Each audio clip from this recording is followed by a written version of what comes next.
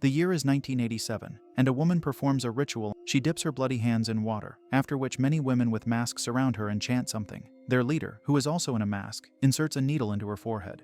Many years later, in 2024, two siblings, Hanif and Bian, are racing towards their mother, Tari. Their uncle Khadar, Tari's brother, drops by to meet them. Tari assumes Khadar has come to her for money, and scolds him for not getting a job yet. Khadar assures her he's there to discuss their mother, Angun. Her caretaker, Mbak Yati, recently informed him that Angun doesn't have much time left. Khadar knows it's hard for Tari to forgive their mother, but he asks her to put her differences aside for Angun's last days. Tari is hurt that their mother threw them out, but Khadar thinks they might find some answers when they meet her. While Tari, Bian and Hanif are asleep during the journey, someone threatens Khadar to pay off all his debts. Hanif seems fascinated by his grandma's huge house and assumes she must be very rich. They find an old painting of her from her younger days and assume she must look much older now. Yati has started living in the house since Angun's condition started deteriorating. Angun seems unaware of what's happening around her, but Yati plays a song that usually calms her down. They all meet her, but Angun grabs only Bian's hand and scares her. Hanif doesn't believe their grandma is 70 because she looks even younger than Tari. Bian tries to find Hanif in the room they're supposed to share, but he comes out from behind the door with his toy and scares her. Tari informs them that the chair in their room is Angun's. Khadar goes through his cupboard and finds cash aside from some papers and the same mask Angun was carrying in her portrait. Angun has been like this for a month, but Yati didn't inform her kids before because Angun didn't want them to know. Her doctor has given up, so Yati reached out to Ki Hussein, the local shaman, to check if she is possessed by a spirit. No doctor can tell what exactly is ailing her, but Tari refuses to invite a shaman near her. Tari only wants to stay for 3 days before she returns home. Khadar asks her to stop holding a grudge against their mother. Tari asks him not to assume that her children will do the same thing they did to Angun. She knows whatever is troubling her is between her and Angun. Hanif can't find his toy, so Bian tries to look for it for him. Bian hears the sound of the toy from Angun's room and finds it under her bed. When she bends down to retrieve the toy, Angun falls on Bian and starts shaking uncontrollably. Everyone comes to help Bian when they hear her screams, and Angun is put on the bed. When she keeps shaking and vomits all over Khadar, they all agree it's time to call Ki Hussein. He starts praying and doing something with a knife, and asks Tari to grind the moringa leaves. Ki Hussein also asks Khadar to stab a coconut whenever he instructs him to. The shaman approaches Angun and starts chanting something. She screams and shouts, but Khadar keeps stabbing on his instructions. Whenever he stabs, Ki removes a needle from Angun's face. When all the charm needles are extracted from Angun's face, she passes away from a natural death. Her entire body becomes wrinkled and looks a lot older. Ki asks Khadar to keep the needles safe so they can be returned to the place where they belong eventually. Since Angun experimented with her body, they cannot announce her passing or bury her in the ground. Kai insists that she needs to have a water burial in a specific pond inside a stone on a Kliwon Thursday. Tari doesn't understand why they have to do all that, but Ki insists that these rules must be followed. He asks Tari to remember that Angun's corpse is not ordinary and must be kept safe for 7 days till next Thursday. That night, Hanif promises to protect Bian whenever she feels unsafe. They don't think their grandma will meet their dad in heaven because she never met him while he was on Earth. On the first day, Yati and Tari clean Angun's body and cover it with a jeruk cloth like Ki instructed. Tari hears a voice asking her to leave, but she ignores it. While Tari prays at night, Yati joins her and starts praying. She soon realizes that Yati is not there, and some presence is asking her to leave again. Bian feels restless at night and wonders why their mother is not sleeping with them. Bian watches a shadow outside the room, but doesn't see anyone when she opens it. A ghost is right behind her when she closes the door and lies down. When she covers herself with a blanket, she senses her grandma's spirit with her and starts screaming. She screams and runs to Tari and informs her about Angun being in the blanket with her. On the second day, Hanif makes a video from Bian's phone showing off the swimming pool in the house. When Bian tries to find him for her phone, Hanif decides to hide. He climbs inside Khadar's cupboard, but gets scared when a mask comes to him. He asks Bian to check who is in the cupboard, but she can't find anything. That night, Khadar feels restless as he keeps getting reminders about the 40 million debt he owes within 14 days. On the third morning, Khadar tries to discuss their mother's will with Tari. She gets offended that it's always about money with him. She asks him to remember that they just lost their mother, but Khadar thinks it's also time to move on. Tari feels he got them all here with an ulterior motive, but Khadar reminds her that she would still be holding a grudge if he didn't drag her to meet Angun in her last moments. Hanif gets the mask from Khadar's cupboard and plays around with it.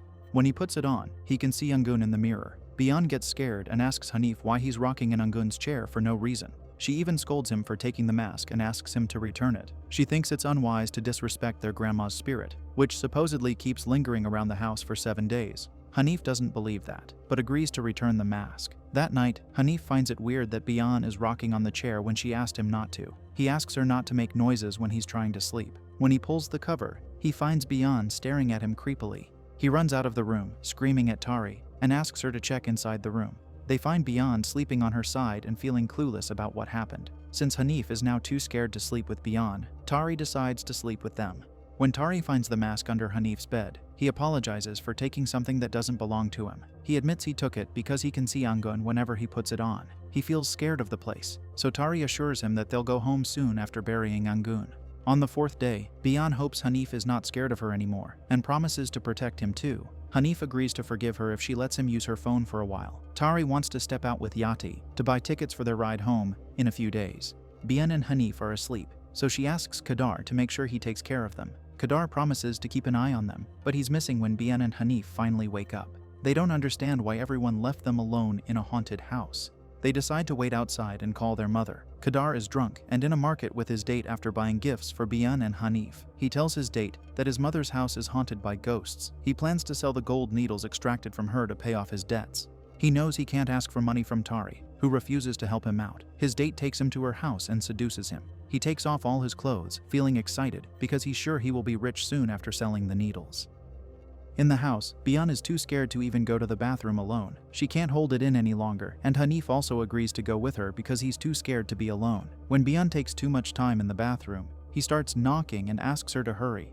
When she finally opens the door, they both get scared of their grandma's corpse behind the door and run away. They hear a voice again asking them to leave, and keep running till they find Tari returning home with Yati.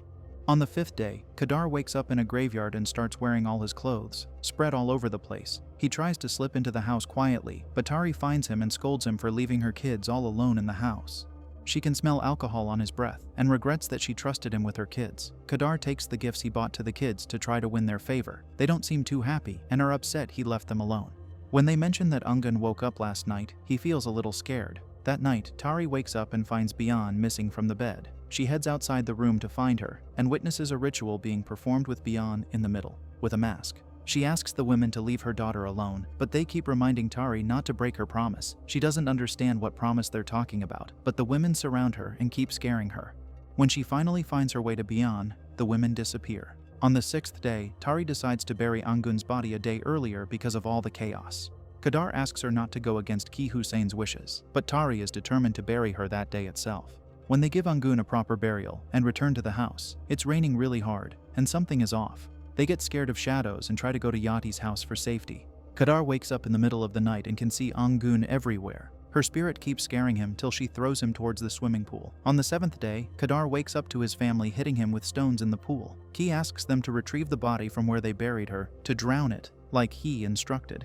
He hopes that no one will be harmed further when they properly dispose of Anggun's body, the way it is supposed to. Before drowning her, Khadar hands him the pouch with the needles, which he keeps with Anggun's body. Finally feeling relieved, Anggun starts packing but finds the mask in her suitcase. She puts it on in front of the mirror and starts getting visions of everything that happened with Anggun. She watches as Anggun is unable to feed the baby because she can't produce milk. Her husband tries to be supportive, but Anggun is determined to find a way to get rid of their misery. She also watches the ritual where Anggun willingly agrees to put the charm needles in her face. It then cuts to the time Anggun threw Tari and Khadar out of the house forever to protect them. After this, Anggun's face appears in the mirror, and she asks Tari for forgiveness. She feels bad that everyone has to suffer because of her mistake. She sent the kids away from the house because she wanted the curse of the charm needles to end with her. She's scared it will continue to condemn Tari and take Khadar as a human sacrifice. She's worried that Tari's children will also have to suffer and keeps crying. She begs Tari to break this curse and make sure she finishes it.